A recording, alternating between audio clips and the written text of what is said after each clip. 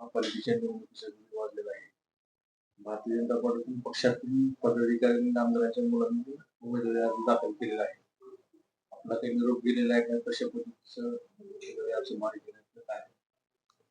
त्याच्यामध्ये काय पार्टी पक्ष आपल्या ह्या निवडणुकीमध्ये काही निर्णय घेतलेले आहेत. तर त्या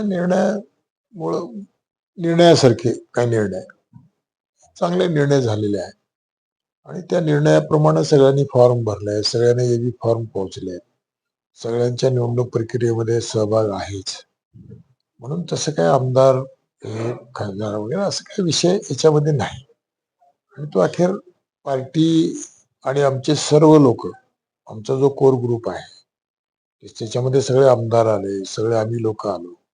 आम्ही कुठल्याही गोष्टीचं पार्टीचं जे काय आदेश आहे त्याचं पालन करणारे लोक आहोत. काय म्हणतो उमेदवारी अर्ज मागे घेणार का? ते उमेदवारी अर्ज मागे घेणार का, काय करणार, ते आता उद्या 27 पर्यंत आपल्या सर्वांना लक्षात येईलच ना. काय पार्टीचा निर्णय झालाय हेही आपल्या लक्षात येईल. आपलं काही संपर्क चालू आहे का तुमच्याशी? संपर्क करायचं काही कारण नाही. ते पण पार्टीचे जबाबदार लोक आहेत. पार्टी निर्णय प्रक्रियेमध्ये त्यांचाही सहभाग असतो, त्यांनाही सगळ्या गोष्टी माहिती असतात आणि म्हणून सगळेच पार्टीच्या निर्णयाचं पालन करणारेच लोक आहेत. आणि म्हणून कोण कोणाला सांगणं बोलणं हे काय याची गरज नाही. बऱ्याच ठिकाणी उमेदवारांवर वाद निर्माण झालेला आहे. बरेच कार्यकर्ते नाराज झालेले आहेत. कशा पद्धतीने मनधरणी करणार?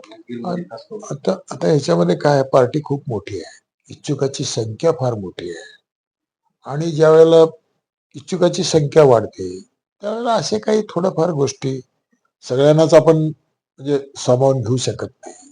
काही लोक राहतात आणि एका निवडणुकीमध्ये नाही, अजून पुढे कुठेही ह्या सगळ्या कार्यकर्त्याला सामावून घेण्यासाठी अनेक गोष्टी असतात. सगळ्यांना न्याय मिळेल. हो, मनधरणी चालूच आहे, मनधरणी चालू राहणार. आणि ते सगळे माणसं लोक सुद्धा ज्यांचं ज्यांचं ते उमेदवार आहेत किंवा उमेदवारी प्रक्रियेवर आलेले आहेत, ते सगळे लोक आपल्याला मदत करतील. असं कोणी पार्टीच्या याच्या संबंधी विरोधात किंवा इतर कुठल्या गोष्टी करणार नाहीत.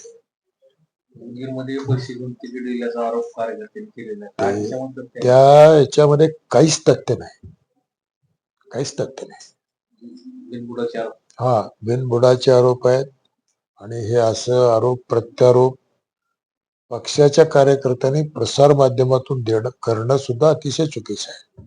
कशा पद्धतीचं वातावरण राहील आणि महापालिकेला ज्या पद्धतीने आपण राष्ट्रवादी अजित पवारांना सांगितलं की काँग्रेसची मीटिंग म्हणून काम करण्याचा प्रयत्न केलेला आहे, त्याच राष्ट्रवादीला आपण पुन्हा एकदा युती करून बीडमध्ये आपण निवडणुका लढवतो. जिल्हा परिषद पंचायत समितीच्या या निवडणुकीमध्ये महायुती म्हणून आम्ही निवडणूक लढवत आहोत, एवढं मी आपल्याला सांगतो.